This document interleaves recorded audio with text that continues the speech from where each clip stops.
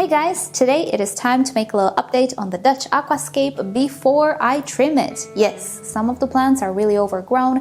I want to do some changes here and there. So while we're still looking decent and presentable, it's a good idea to make a little update, talk a little bit about the plants and of the setup in general, and what plants I'm going to remove. By the way, a little side note, you might notice that this video has a bit of a different coloration. The tank looks a little bit different than in my previous videos. That is because I fiddled around with the camera settings. I realized that my older videos had this really weird magenta hue to them. My tanks looked magenta. It has nothing to do with reality actually, but since I'm using quote-unquote a grow light, it's an aquarium light, cameras have a hard time capturing the proper light that I see in reality. So I had to mess around with the settings a little bit to give you a more realistic look.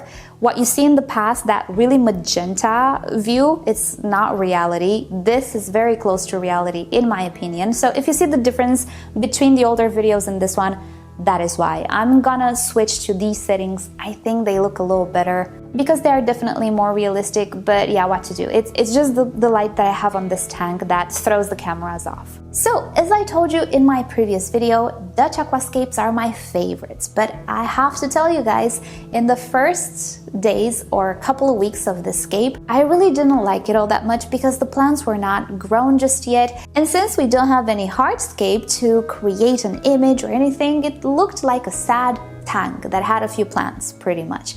So I thought, well, I did something wrong. Dutch aquascapes look so nice in pictures, but what the heck did I do? Well, the plants grew eventually, and I have to say, it fills my heart with joy. I love it as much as I thought I would. It is my very first Dutch aquascape, and even though it's far from perfect and I did a lot of switches, I'm learning and I am really loving the journey. So the plants are indeed looking like an underwater garden, and the main focus is to keep them healthy and happy. And from what I can see, I finally managed to achieve that, but it wasn't all that easy because this tank has an abundance of plants and no hardscape. So all of the space is occupied by plants which consume nutrients.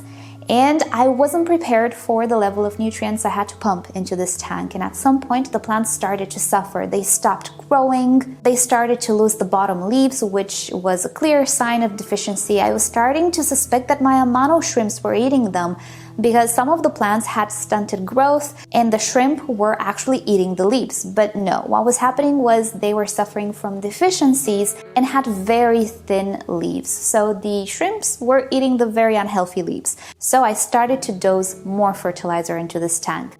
So the fertilizers that I use still on a daily basis are these two. This is the Tropica Specialized Nutrition. This particular fertilizer contains nitrogen, and this one is Premium Nutrition. This does not contain nitrogen. I'm not 100% sure about phosphorus. I'll put it on the screen.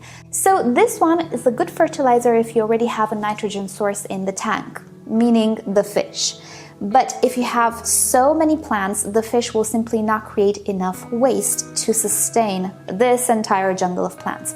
So you need something like this to supplement that nitrogen. I know people are scared of dosing nitrogen in their tanks because of the algae aspect, but I have to tell you guys, when I was not dosing this, I had some algae issues. Now that I'm dosing it, I do not. Because here is what causes algae to suffer. Good plant health, nothing else. Well, algicides as well, but nothing else natural.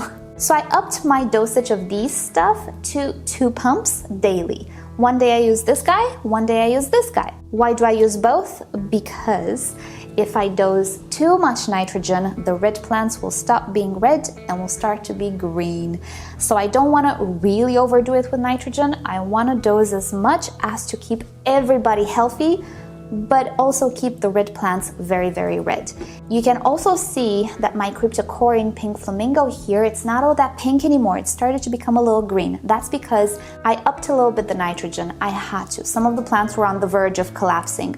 So I had to do this. I'm sacrificing its color, but maybe in the future I can get it back because I also supplemented with the so-called root tabs. I'm not using root tabs.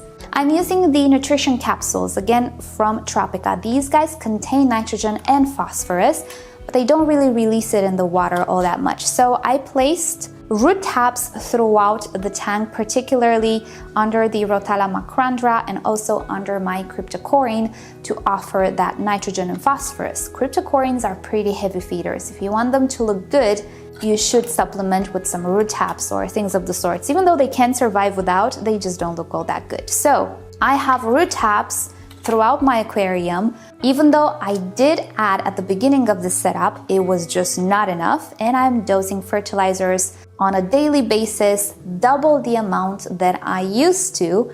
And finally, I got things stable where everything started to grow again. Everything looks pretty good again. I still have some issues with the Altera Nanthera. I'll give you some close-ups. It is recovering. Not sure if I'm gonna keep it there, but I realized that it was really lacking nutrients. I'm seriously considering investing in a pump, an automated pump, because every morning if I forget to dose these fertilizers, the tank suffers and you see the difference immediately. So I'm thinking if I add even more plants, I might need to up the fertilizer yet again. And yeah, a pump will be a very good Christmas present for me at this point. Dutch aquascapes eat a lot of fertilizer. So that was the revelation, as it were, and it is the very first time in my life when my plants started to suffer from deficiencies so badly. But yeah, now I know. I'm not afraid to dose fertilizer into this tank like there's no tomorrow, because they're gonna eat everything up. Other than that, I'm sticking to regular water changes, which I do not do every week because I don't really have time. I do every 2 weeks, a week and a half, 2 weeks, in that schedule, depending how I have time, and I change 50% of the water. I'm using tap water and water conditioners, but I don't alter pH or anything of the sorts. I don't really need to, because the soil and also the CO2 injection lower the pH for me. I don't need to do extra steps for this tank to look good, so I'm happy. I know that the plants can grow with my tap water. Right, so that was the technicality. Let's go to the plants. Well, not all plants are growing the way that I thought they would. I have a lot of new plants that I've never grown before, and I was thinking, oh, they're gonna stay small or they're gonna grow tall, and they didn't. So I had to move some plants around because I realized the placement was totally off, and I still have some stuff that I want to change. I have some really beautiful plants that I found that I want to add. I think they will look great. One thing that I definitely noticed is that I did overdo it with red plants. I love red plants, but I feel the need for a few more green plants in this tank. So I definitely need to refrain from using so many red plants, although I love them so much. Definitely, I will be moving the Rotala rotundifolia on the left. It does not belong there. I thought it would grow in a certain way, but it doesn't. It grows very, very bushy, as it were, and it tends to lean down because of the light. It's a very fleshy plant. In some setups, it grows very thin. In this setup, due to the fertilizers, it grows very meaty. Can I call it like that? Yeah, it's very meaty and it doesn't really go. So I'm gonna replace that with something else. The Rotala macrandra is the focal point of this scape, and I really love it. It used to struggle so much and I felt so bad because it is my favorite plant in this scape, but now it's growing very, very lush.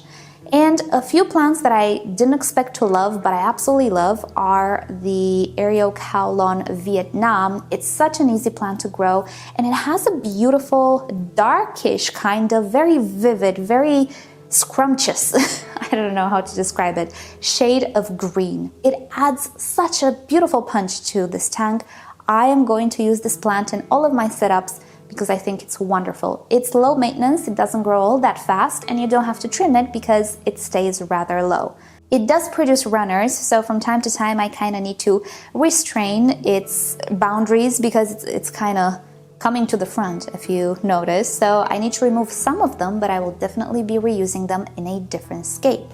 Also, another plant that I just absolutely adore is the Ludwigia ovalis, which has a beautiful peach shade to it. It's not a very flashy and unnatural red. It has such a beautiful blush on it. I love it so much. I will definitely be using it in other scapes as well.